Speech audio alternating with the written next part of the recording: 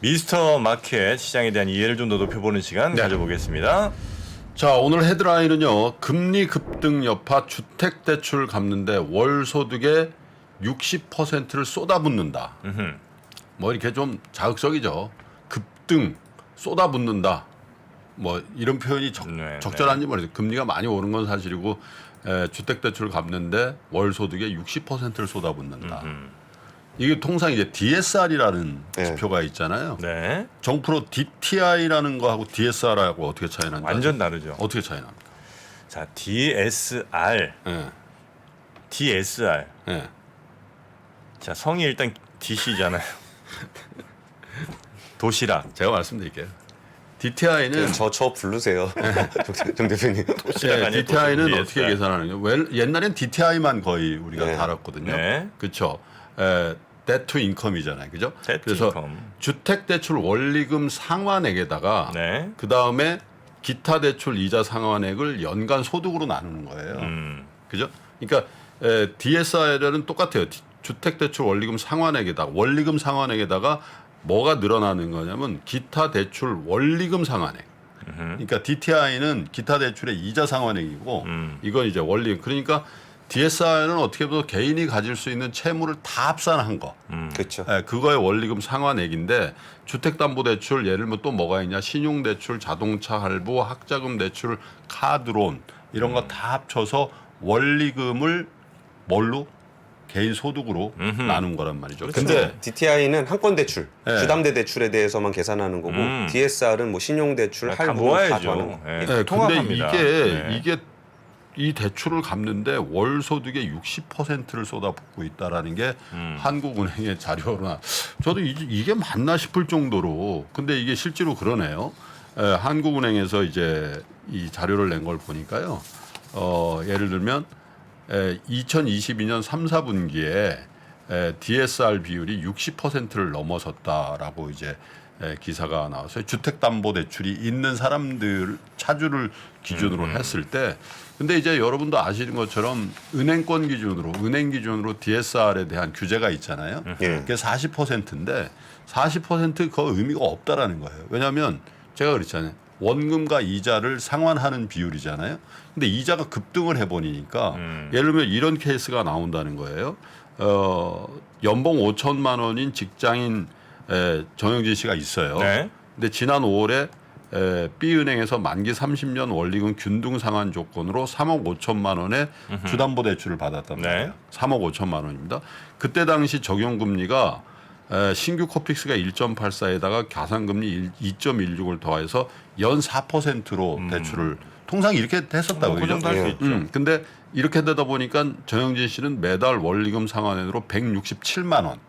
그래서 연 2,400만 원을 내게 돼서 이제 정영진 씨 연봉이 5천만 원이니까 네.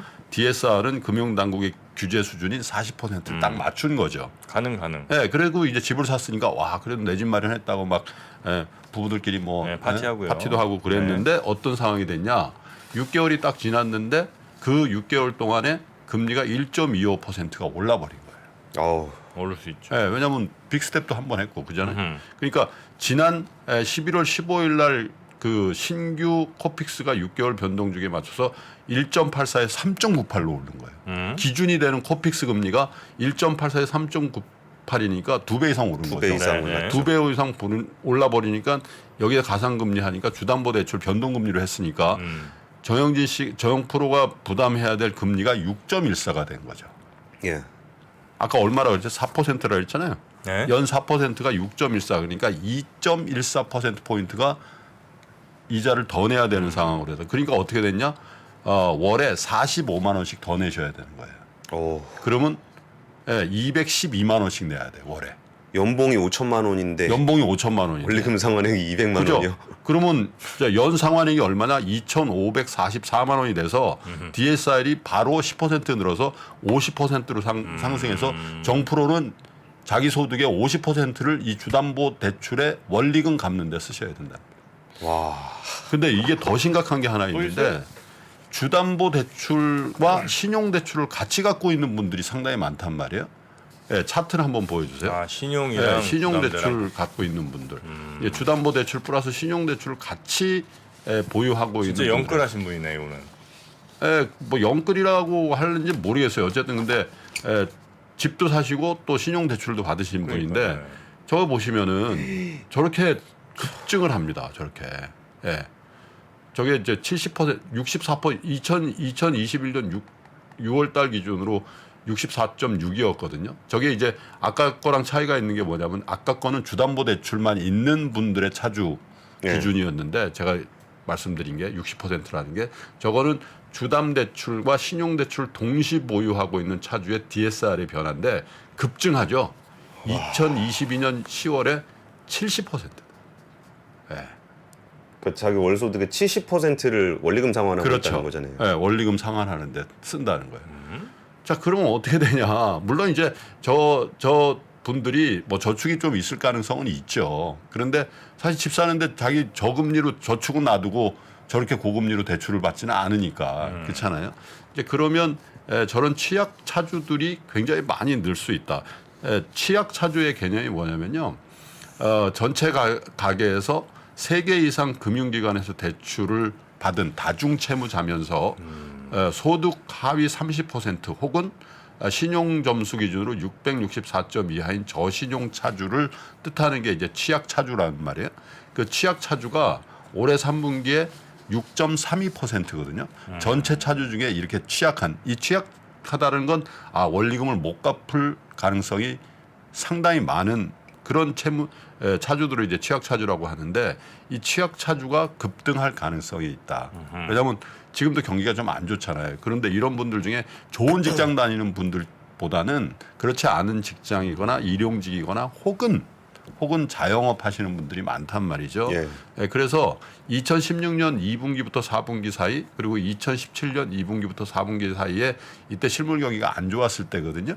이때 비취약 차주 중에 1.8%가 취약 차주로 이렇게 변경이 됐단 말이에요. 네. 그러면 지금 6.3이니까 이맘때쯤 정도로 취약 차주가 변경이 되면 취약 차주의 비율이 거의 8, 9% 간단 말이에요. 자, 이 말씀을 왜 드리냐면은 대출 뭐 가계 대출이 많이 늘었다라는 건 이제 다 공지의 사실인데 지금까지는 그래도 소득이 어느 정도씩 올라갔거든요. 왜냐하면 최저임금도 올라가면서 또 어쨌든 경제 성장률이 2, 3%씩 나왔기 때문에 그런데 이제 지금처럼 경제 성장이 급전직하로 떨어지고 나머지 금융자산을 포함한 자산 가격이 이렇게 추락하는 국면에서 예. 집값이 또 빠져버리잖아요. 그죠?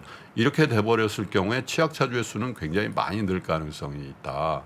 그러면 당연히 어느 분야에 영향을 주냐면 소비에 영향을 줍니다. 그쵸. 물론 이제 갭은 있어요. 이런 것들이 왔을 때 사실 시간 갭을 좀 두면서 맞아요. 체감하게 되거든요. 처음에는 이 적응 기간이 좀 필요해요. 그런데 계속 월급 통장에서 빠져나간 나머지 이른바 실질적인 가처분 소득이 줄어드는 걸 이제 그 차주들이 인식하고 그러면 당연히 소비를 줄일 수밖에 없단 말이죠. 네. 그런 게 하나 있고 취약 차주들이 이렇게 늘면 은행은 걱정 없습니다. 뭐 금융회사는 걱정 없습니다. 이런 것들에 대해서 살짝씩 훼손이 가기 시작한단 말이에요. 그러면 이제 은행은 어떻게 하냐면 회의를 열어요. 야, 지금 경인본부에 지금 이거 요주의 대출들 많이 느는데 그러면 이제 타이트하게 한단 말이에요. 예. 그러면 신규 대출도 타이트하게 나갈 수가 있죠. 네. 그러니까 이제 여기서부터 신용에 대한 경색이 좀 있을 수가 있고 그 다음에 이제 투자의 어떤 환경도 굉장히 안 좋아지는 거죠. 지금 자기가 원리금 상환하는데 허덕허덕하는데 뭘 주식 투자라고 무슨 부동산을 사요. 그렇잖아요. 이제 그런 이제 환경이 조성이 될 수가 있다. 그래서 사실은 이제 이미 이제 벌어진 일이긴 해요. 벌어진 일이긴 한데 사실 저 개인적으로는 이 과중한 부채에 대한 굉장히 아픈 기억이 있거든요. 제가 97년도에 사실 97년도 7월 며칠 날 한 4천 몇백만 원 되는 부채를 한꺼번에 다 갚았던 기억이 있는데 그 전까지의 어떤 제가 했던 사회생활과 그 이후의 사회생활이 좀 완전히 달랐던 기억이 나요. 그래서 지금 뭐 부채를 다 갚을 수 없는 환경이실 텐데 네네. 어쨌든 너무 과도한 레버리지나 너무 과도한 부채로 인해서 빨리 근데 사회적인 분위기가 그렇게 갔기 때문에 어쩔 수 없는 부분이 있습니다. 근데 금융 당국에서도 이런 부실 차주가 늘어나는 것도 DSR이 실질적으로 당국에서 40%로 규제를 하고 있지만 이자가 이렇게 폭증해서 50, 60 가고 있는 상황에 대한 굉장히 능동적인 신속한 대처 같은 것들이 빨리 요구된다 이런 생각이 좀 듭니다. 네. 아, 뭐 그때 김프로님이 왜 뭐 이렇게 빚졌냐고 하시는데 그 뭐 큰 금액은 아니었고 그때 아마 도박 빚자만 좀 있으셨던 것 같은데. 주식을 도박처럼 했었죠. 그렇습니까? 네, 총각 때. 아유, 알겠습니다. 그래서는 안 됩니다. 이제는 그래서 안 그 후로는 됩니다. 뭐. 네. 자, 그러면 우리 뉴스3 그리고 미스터 마켓 요 정도로 정리하고요. 우리 권 팀장님은 내일 다시 모시도록 하겠습니다. 오늘 고생 많으셨습니다. 고맙습니다. 예, 감사합니다. 네. 안녕하세요. 저 김프로 김동환입니다. 올해도 많은 분들이 우리 청년들의 자립을 지원하기 위해서 3프로 다이어리를 구매해 주셨습니다. 그 따뜻한 마음에 저희가 보답하기 위해서 작은 성의를 준비했습니다. 다이어리를 구매해 주신 분들 중에 추첨을 통해서 김프로가 정말 소중하게 생각하는 그룹 NCT의 사인이 다 들어가 있는 앨범도 드리고요. 그리고 2프로와의 식사권, 정프로의 선글라스, 그리고 김효진 위원의 추천 도서 3권 등 다양한 선물을 추첨을 통해서 드릴 예정입니다. 여러 권 구매해 주시는 분들을 위해서 2024년도 다이어리에 여러분들의 이름을 조그맣게나마 새겨서 그 감사함을 기억하겠습니다. 이웃과 따뜻한 마음을 나누는 연말연시가 되길 기원하고요. 새해에도 큰 부자 되시기를 기원하겠습니다. 늘 감사드립니다.